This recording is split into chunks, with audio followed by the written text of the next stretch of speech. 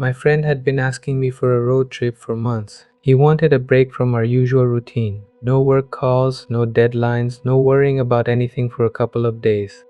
Just a long drive, some good food, and a night away from everything. Eventually, I agreed. We picked a route that would take us through a few quiet highways. Most of the journey was normal, but there were some stretches where the road passed through dense forests. During the day, those areas looked peaceful. At night, especially with no houses around, they had a completely different atmosphere. Our plan was simple. We would leave early, drive comfortably, and reach the hotel we had booked by around 10 p.m., but the weather ruined everything. A few hours into the journey, the rain started getting heavier. At first, it wasn't a big problem. We slowed down and continued driving. But then the waterlogging started. Some parts of the highway had turned into long stretches of standing water. Traffic slowed down badly, and every few kilometers we had to wait behind vehicles carefully moving through flooded sections. The rain continued without stopping, and the delay kept increasing. By midnight, we already knew we weren't reaching the hotel on time. By 2 a.m., we were exhausted. The hotel was still too far away, and neither of us felt comfortable continuing. My friend had been driving for hours, and although he didn't complain, I could tell he was struggling to stay focused. Finally, he looked at me and said, "Let's stop somewhere for a few hours." I wasn't happy about the idea, but I couldn't argue. Continuing while tired and driving through heavy rain didn't seem like a smart choice either. We drove a little further, looking for a place where we could safely park. We didn't want to stop too close to the highway where passing vehicles could be dangerous, but we also didn't want to go deep into some unknown road. Eventually, we found a small open area beside the highway. The road was still visible from there, and vehicles passing by had enough distance from us. On one side was the highway, and on the other side were tall trees stretching into the darkness.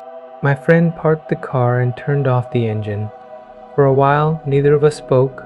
The only sound around us was the rain hitting the roof of the car. "We should keep the window slightly open," my friend said. I looked at him. "What?" "Fresh air. Otherwise, it'll get uncomfortable." I immediately disagreed. "No, that's not safe." He laughed slightly. "Why? Nobody is around." "I don't know. It just doesn't feel right." After arguing for a bit, we settled on a compromise. The windows would stay closed, except for a tiny gap, maybe half an inch, just enough for some fresh air to come in. My friend adjusted the seats, and we prepared ourselves to sleep.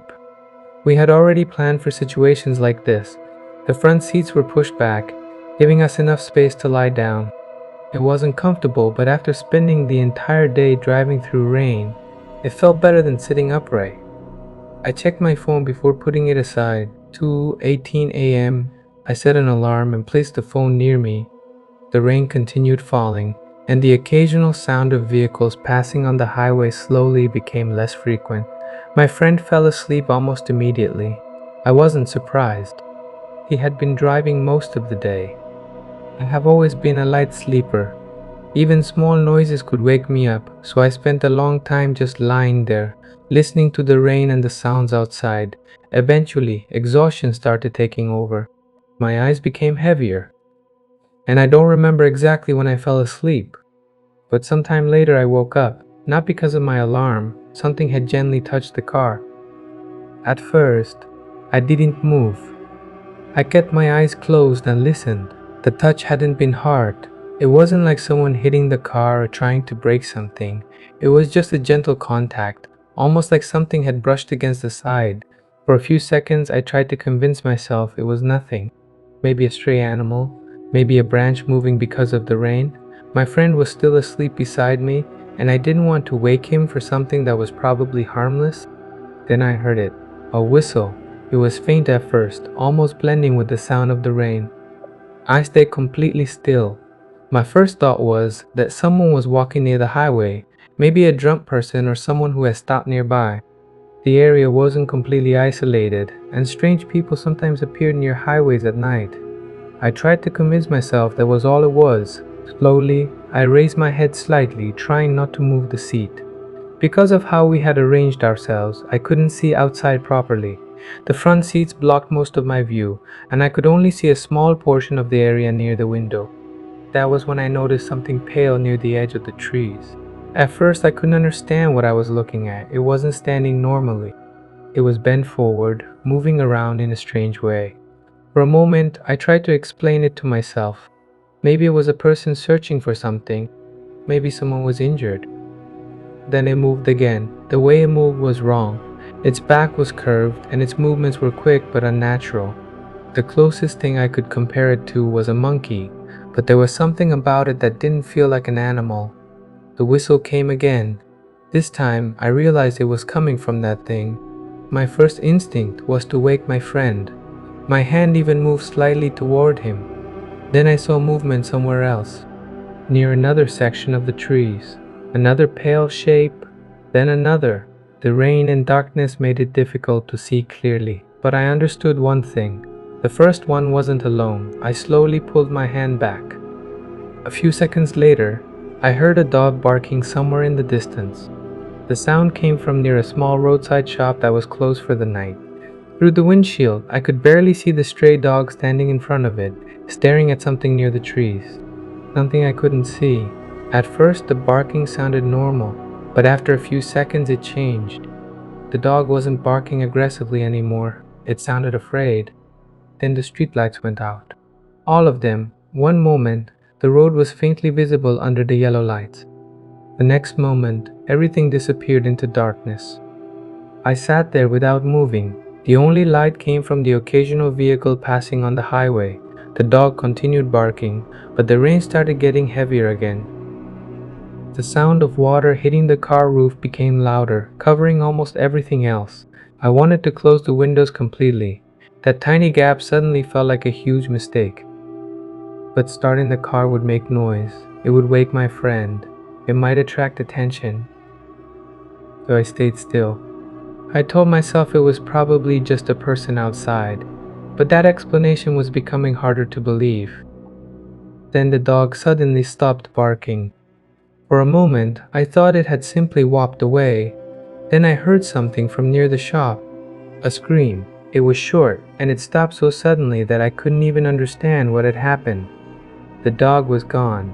I couldn't hear the whistle anymore either. The rain continued falling, but everything else had become silent, and that silence was when I realized something. Whatever was outside the car had not left. For the next few minutes I didn't move. I just sat there, staring into the darkness outside the car. My mind kept trying to find a normal explanation. Maybe the dog ran away. Maybe whatever I saw near the trees was just a person behaving strangely. Maybe I was tired and my imagination was making everything worse. But I couldn't forget what I had seen. The way it moved, the way it had been standing near the trees, and the fact that there were others. I looked at the time on my phone. I stared at the screen for a few seconds. Sunrise was still more than 2 hours away. That was my only plan now. Stay quiet. Do nothing. Wait until morning. I thought about waking my friend and telling him to start the car, but the roads were still wet and both of us were exhausted. Driving while sleepy in heavy rain was dangerous. If something happened on the road, we would be in an even worse situation, so I stayed where I was. I tried to convince myself that the safest thing to do was nothing. After some time, I started believing my own explanation again. Maybe it really was just a drunk person. Maybe someone had taken something and was wandering around near the highway. That would explain the strange movements. That would explain the whistle. At least that's what I wanted to believe. Because the other possibility was something I didn't want to think about.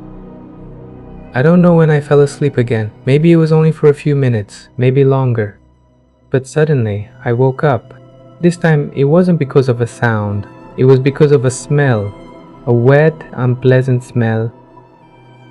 The kind of smell you notice when a dog gets caught in the rain and comes close without drying off. It was right there, inside the car. For a few seconds, I kept my eyes closed. I didn't want to look. I don't know why, but some part of me already knew that whatever was outside was close, very close. Slowly, I opened my eyes. At first, I didn't understand what I was seeing. There were fingers near the window, 3 of them. Long, pale fingers slowly pushing through the small gap we had left open. My entire body went still. There was no thumb, no normal hand shape, just three long fingers moving slowly, feeling around inside the car. They weren't hitting the window, they weren't scratching, they were searching.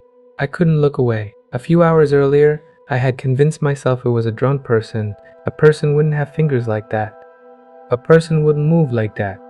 The creature moved them slowly, almost carefully, as if it was trying to understand the inside of the car. Then I heard the whistle again. This time it wasn't coming from the trees. It was right outside the window, so close that I could hear the strange breath behind it.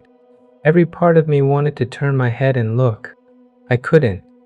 Those fingers were enough. I didn't want to know what was attached to them. Then suddenly, my friend coughed in his sleep. I almost jumped. The sound felt impossibly loud in that small space. He shifted slightly, mumbled something, and went back to sleep.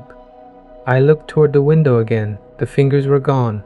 Whatever was outside had pulled them back immediately. For a few seconds, I wondered if it had been scared by the sound. That thought should have made me feel better. It didn't, because it meant whatever was outside was listening. I waited. A minute passed, then another. I started thinking maybe it had finally left. That was when I heard it, a soft click. The door handle moved. My entire body went cold. I stared at the door handle, unable to believe what I was hearing. It wasn't random movement. It wasn't something brushing against the car. Something outside was trying to open the door. A thought immediately crossed my mind. Had I locked it? I couldn't remember. My eyes moved toward the lock, and for a moment I felt like I couldn't breathe. It was still unlocked. I moved as slowly as I could, trying not to make any noise. My hand reached toward the lock button. At the same moment, the handle moved again. This time, harder. I pressed the lock down just before the door could open. The handle stopped. I sat there, waiting. I expected another attempt. Nothing happened. Nothing happened. For a few seconds, I thought maybe it had given up. Then the handle moved again, not gently this time. It pulled with force. The entire door shook slightly. Whatever was outside was no longer testing it. It was trying to get in. I pressed myself against the seat, barely breathing. My mind was racing, trying to understand what was happening. A few minutes earlier, I had been telling myself it was just a drunk person. A person wouldn't do this. A person wouldn't stand silently outside a car in the middle of the night. A person wouldn't have those fingers. Then the handle stopped moving. For a brief moment, everything became quiet. And then I heard something else, something dragging across the side of the car. It wasn't a normal sound. It was slow, deliberate. Whatever was outside was running something sharp along the metal surface. My first thought was the same one that had been coming back again and again. No human fingernails could do that. I checked my phone. 4:30. I stared at the time. 1 more hour. That was all. If we could just make it to sunrise, we could leave. I tried to convince myself that whatever was outside would eventually go away. It had already stopped trying to open the door. Maybe it had lost interest. Maybe it had left. I knew I was lying to myself, but I needed something to hold on to. It sounds ridiculous now, but at that moment, I convinced myself that the car was still a safe place. A car had glass windows, a metal body, doors that locked. Whatever was outside might not be able to break in. It wasn't much, but after being awake for nearly 20 hours, my mind grabbed onto any reason to feel safe. I closed my eyes. I told myself I wouldn't sleep. I would just rest for a moment. Then I heard movement again, this time closer. Before I could react, my friend suddenly coughed in his sleep. The sound startled me so badly that I almost shouted. Thankfully, he only shifted slightly and went back to sleeping. But whatever was outside reacted too. The movement stopped. For a few seconds, there was complete silence. Then, without warning, something screamed. I had heard the whistle. I had heard the strange movements.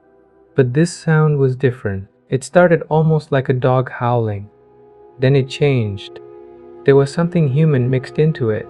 Like something was trying to copy the sound of a dog but didn't understand how it was supposed to sound. That was enough. I grabbed my friend's shoulder and shook him awake. Wake up! He opened his eyes slightly. What happened? Start the car. He looked confused. What? Start the car. Now. He was still half asleep. Why? I looked toward the window. There's something outside. For a second, he just stared at me. Then the scream came again. This time, he heard it too. Whatever sleep was left in him disappeared immediately. He sat up and grabbed the keys. I quickly pulled the windows up completely while he tried to start the car. The engine turned over. But because he was still disoriented and the car was manual, he released the clutch too quickly. The car jumped forward slightly. Then the engine died. Neither of us spoke. The silence after that felt worse than before. My friend looked at me, finally understanding that I wasn't joking. He turned the key again. This time he was ready. The engine started. He pressed the clutch properly, shifted into first gear, and moved forward. No stall, no hesitation. I didn't look back immediately. I just wanted distance between us and that place. But after we had moved far enough, I couldn't stop myself. I looked through the back window. The small roadside shop was still visible in the distance, and near it I saw the dog. It was lying on the ground, completely still. Even from that distance I knew it wasn't sleeping. My eyes moved toward the trees. The morning light had started appearing, just enough to reveal shapes hidden in the darkness. There were 3 or 4 pale figures standing between the trees. They were still hunched over, still watching. They didn't chase us. They didn't move. They simply stood there as we drove away.